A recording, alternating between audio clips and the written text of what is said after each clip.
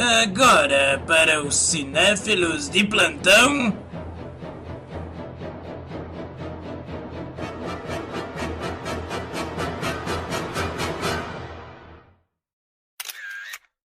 Câmera cega. Hã?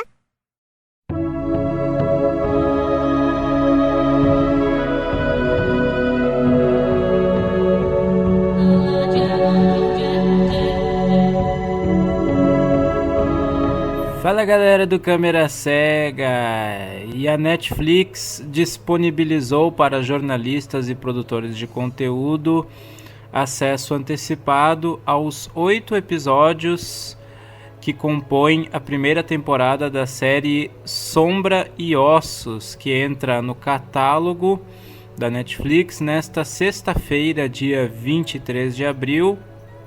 Eu assisti, portanto, aos 8 episódios da primeira temporada e trago aqui para vocês as minhas impressões gerais acerca da primeira parte desta produção.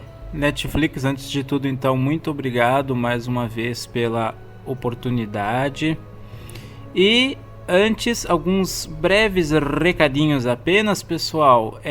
Se você nos acompanha até então apenas em nosso canal no YouTube, saiba que o CC agora também está no Spotify e em outros agregadores de podcast. Se ainda não se inscreveu em nosso canal no YouTube, inscreva-se, compartilhe este e outros episódios do nosso podcast com seus amigos, colegas, familiares, independente de você nos acompanhar pelo YouTube ou por algum agregador de podcast. Caso nos acompanhe pelo YouTube, deixe também aquele likezinho favorito sempre que você ouvir os nossos episódios, porque isso ajuda muito o nosso canal, ajuda o podcast como um todo. E lembre-se de sempre interagir comigo também nos comentários. Será um grande prazer estar interagindo sempre com você, seja pelo nosso canal no YouTube, seja pela fanpage do Câmera Cega no Facebook. Você também pode encontrar o meu Twitter. Todos esses canais de contato estão disponíveis na descrição deste episódio. Caso você queira apoiar financeiramente o nosso podcast sem retirar um único centavo do seu bolso, para que eu consiga estar trazendo cada vez mais conteúdo bacana para vocês, existem alguns meios. Um deles é simplesmente ouvindo o nosso podcast por meio da plataforma Orelo, porque a Orelo remunera os seus podcasters de acordo com a audiência que nós recebemos. Então, mesmo que você nos acompanhe pelo Spotify ou pelo YouTube, caso você possa dar um playzinho sempre que possível no nosso podcast na plataforma Orelo, você nos ajuda muito. E por isso eu vou estar deixando o link do nosso podcast como um todo, com todos os episódios lançados até então. O link de acesso estará também na descrição deste episódio. Outro meio de você nos apoiar acontece por meio do aplicativo Honeygan, onde não só você nos apoia, como você pode garantir uma rendinha extra para você. É isso mesmo. E o melhor de tudo, fazendo o que você sempre faz, nada mais, nada menos do que continuar navegando pelos espaços na internet que você sempre navega, nada mais do que isso. Isso porque o Honeygan compartilha dados relacionados ao tráfego de usuários da internet com empresas que realizam pesquisas com base nesses dados. Porém, naturalmente, esses dados são compartilhados com criptografia para que o seu anonimato, a sua segurança seja garantida. Só o que você precisa fazer é instalar o aplicativo do Roneguen no seu celular, no seu computador, no seu dispositivo preferido, utilizando o link de convite, que eu também vou deixar na descrição deste episódio. Instalar o aplicativo, deixar ele minimizado ali na sua telinha e continuar navegando normalmente, que conforme esses dados do seu tráfego vão sendo compartilhados automaticamente, você vai acumulando centavinhos, depois dólares, e por meio de uma conta no PayPal você consegue estar retirando esse valor convertido em reais para sua conta, tá bom? Sempre que você acumula 20 dólares, você já consegue estar retirando esse dinheiro e convertendo em reais. E caso você tenha maiores dúvidas sobre como utilizar o Roneguen, eu vou deixar também na descrição o link de um artigo do site Tecmundo que explica direitinho tudo sobre o Roneguen, como ele funciona, para que você tenha plena segurança ao utilizar esse aplicativo. Além de apoiar o nosso podcast, também estará obtendo uma renda extra para você. E por fim, galera, um último recadinho para quem não sabe: além de jornalista e podcaster, eu também sou escritor, e no final de 2020 publiquei o meu segundo livro, o romance Você e o Fim do Mundo, pela plataforma Clube de Autores. Na descrição deste episódio você também encontra o link de acesso à página oficial de Você e o Fim do Mundo, onde você pode estar conferindo capa, sinopse e, se tiver interesse, solicitar o seu exemplar físico, ou seja, em papel, ou no formato digital. Sem mais delongas, vamos agora falar da primeira temporada de Sombra e Ossos. Lembrando que, como eu obtive acesso antecipado à série, galera, não posso dar aqui spoilers referentes à série, apesar de que eu nunca costumo dar spoilers em nenhuma crítica que eu faço aqui no nosso podcast, independente de receber acesso antecipado ou não. Então não é nenhuma novidade, mas é sempre bom, até caso você tenha medo de ouvir este episódio por meio de tomar algum spoiler, não se preocupe, porque isto não ocorrerá em momento algum, beleza? Passarei apenas minhas impressões gerais acerca da proposta, da qualidade dessa produção de fantasia épica. A série é inspirada não em uma, mas em duas sagas de livros. É isso mesmo, galera. Em duas sagas, em duas séries de livros da autora Leigh Bardugo. Uma destas sagas, vamos lá, vou explicar aqui para quem não está por dentro, pode soar um pouquinho confuso, mas vou tentar explicar da forma mais simples possível, galera. Às vezes as manobras que a gente tem por trás dessas adaptações podem gerar uma certa confusão para quem não está acostumado, mas vamos tentar explicar da forma mais clara possível, tá bom? Como eu disse, a série ela é baseada não em uma saga, mas em duas sagas desta mesma autora. Uma destas sagas é a saga que dá nome à série, efetivamente.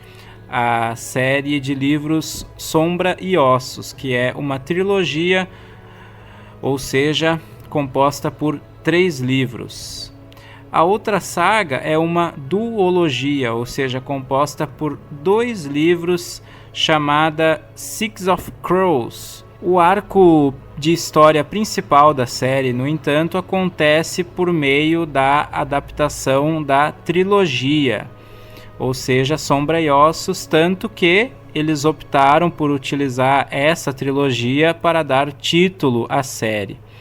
Só que quando a gente fala da outra série, Six of Crows, a autora escreveu esses outros 2 livros dentro do mesmo universo no qual se passa a trilogia principal, vamos dizer assim. Mas esses 2 livros apresentam outros personagens, né, dentro do mesmo universo. Então, simplesmente o que a série faz é trazer ambos as narrativas, né, apresentadas na trilogia principal e nos outros 2 livros, já que afinal elas se passam dentro do mesmo universo, mas com personagens distintos. Então a série quis trazer um material completo aí acerca desse universo, basicamente, que foi escrito pela autora. Então eles trazem o arco da trilogia e, paralelamente, o arco narrativo que é apresentado por esses outros 2 livros. O que, do modo como foi feito na série, na minha opinião, vou falar logo em seguida um pouquinho mais sobre isso, mas claro, é tudo aquela coisa do storytelling, né, galera? O modo como você conta uma história, e ainda mais nesse caso, o modo como você adapta uma história ou histórias situadas dentro do mesmo universo. Do modo como a série fez isso, eu penso que isso acabou quebrando muito o ritmo da narrativa em vários momentos, acabou desvalorizando tanto o ritmo, a proposta tanto de um arco narrativo quanto do outro. A série é do produtor Shawn Levy, da série Stranger Things, com o roteirista do filme Bird Box. O que é engraçado, né? Porque principalmente quando a gente fala de Bird Box, do filme Bird Box, muito se falou em termos de crítica, e eu concordo que ele acabou se tornando um filme muito superficial, apesar de todo o material original do livro original com o qual que eles tinham para utilizar no filme, na adaptação. Nesse processo de adaptação, o filme acabou se tornando muito superficial e muito explícito em termos de como a ameaça era apresentada, era mostrada, enfim, dentro da proposta. E em parte é isso que acaba acontecendo também na série Sombra e Ossos. Eu digo isso, gente, pelo seguinte: eu acho que o livro tem os seus méritos enquanto uma história de fantasia épica, principalmente pelo modo como ele retrata a jornada do amadurecimento da protagonista. E aqui eu estou falando da trilogia principal, em princípio, tá bom? Da trilogia Sombra e Ossos. Vamos começar então falando um pouquinho dessa nossa protagonista e da premissa a partir da qual a trama dessa protagonista passa a se desenvolver. Na trama, nós acompanhamos a saga da Alina Starkov, que é a nossa protagonista. Na série, ela é interpretada pela Jessie Mailey. E a Alina Starkov vive em um mundo em guerra que é dividido pelo que é chamado de Dobra das Sombras, uma faixa de escuridão que é habitada por monstros sanguinários. E claro, essa divisão, a divisão desse mundo ocasionada por essa Dobra das Sombras, acarreta em diversas consequências, né? Sociais, comerciais, políticas, o que, claro, serve como uma metáfora bem interessante para a gente falar de questões fronteiriças, né? Que envolvem fronteiras entre países, entre nações, entre povos. E em um belo dia, a jovem adolescente Alina Starkov descobre, durante um incidente, ao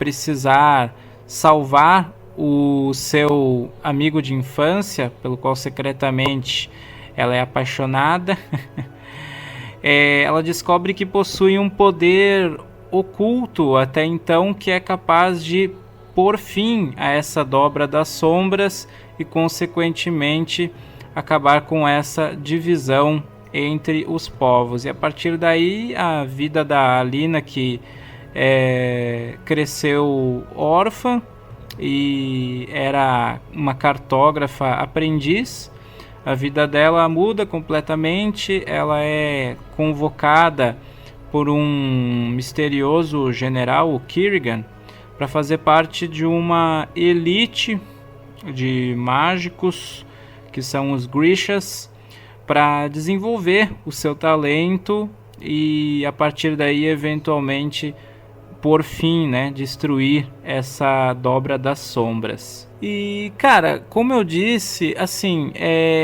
o que na verdade eu consegui ler o primeiro livro da trilogia original, galera, para poder trazer um conteúdo mais completo ainda aqui para vocês. Vejam como vocês são importantes.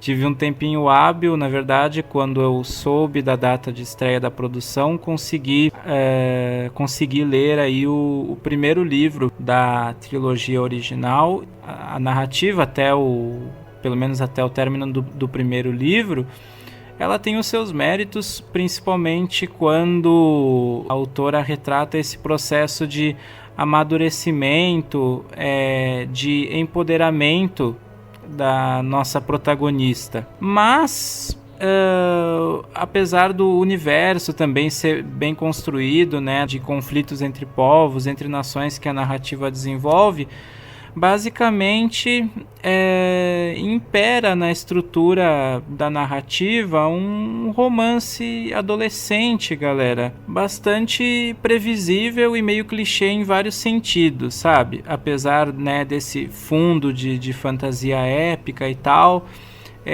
a narrativa ela acaba se enquadrando bastante nesse segmento que já é bastante batido e, na verdade, sem trazer nada de tão novo, de tão revigorante nesse meio, nesse âmbito. Mas o livro ele tem esse mérito, sim, pelo menos o primeiro da trilogia que eu li, de desenvolver de uma forma interessante esse amadurecimento da protagonista, e algumas cenas de ação também são interessantes. Elas funcionam bem em termos de desenvolver a urgência em alguns momentos, só que a série peca, na minha opinião, em muitos sentidos em relação a isso. Então, para além dessa limitação, digamos assim, dessa mesmice que nós temos em muitos sentidos na obra original,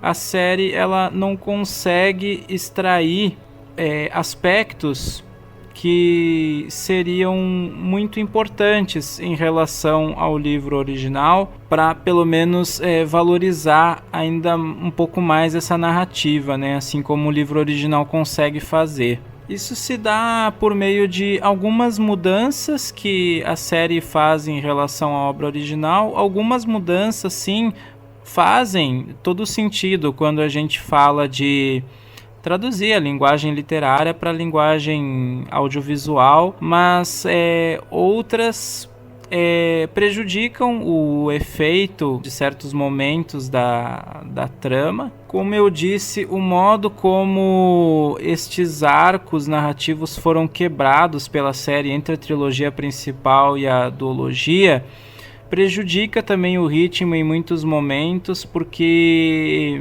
faltou uma costura narrativa mais bem feita dentro da proposta que eles tiveram dentro da série, de trazer todas as histórias referentes a esse universo.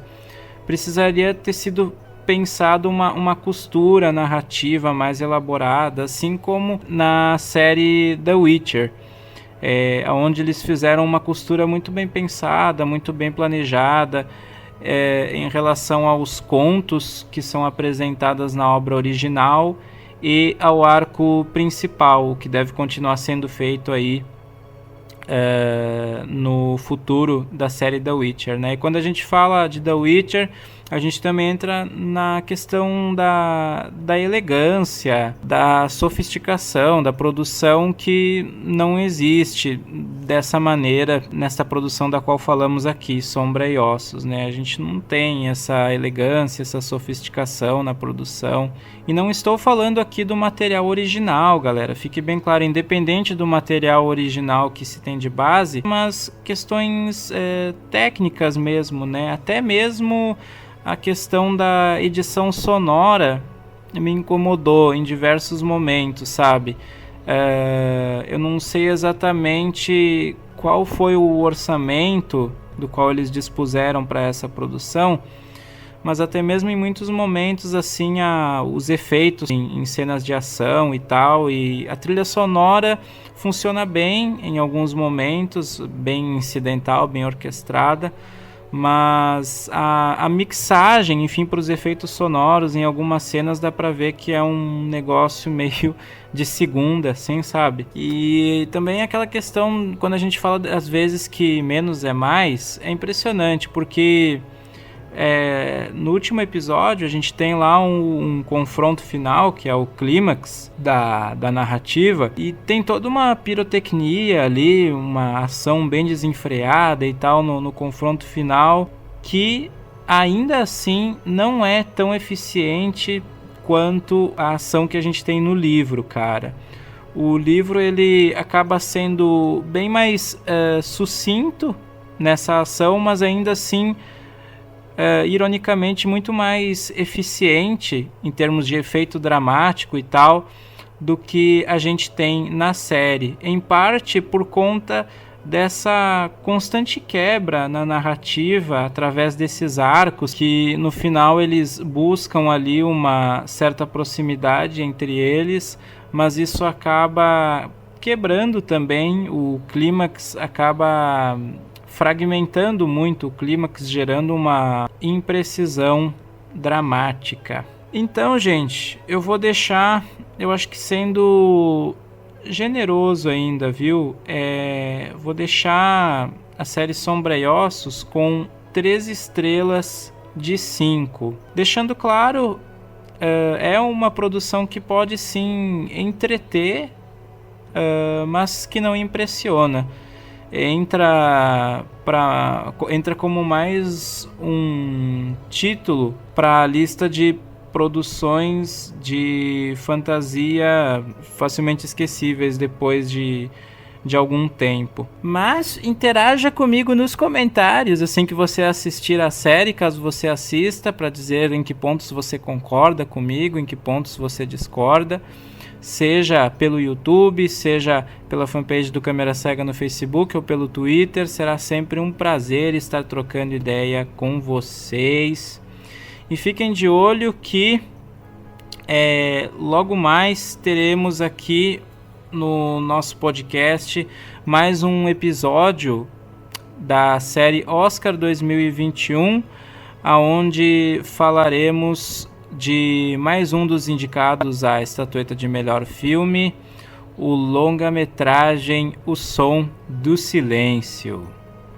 Um abracéfilo para todos, aquele abraço cinéfilo.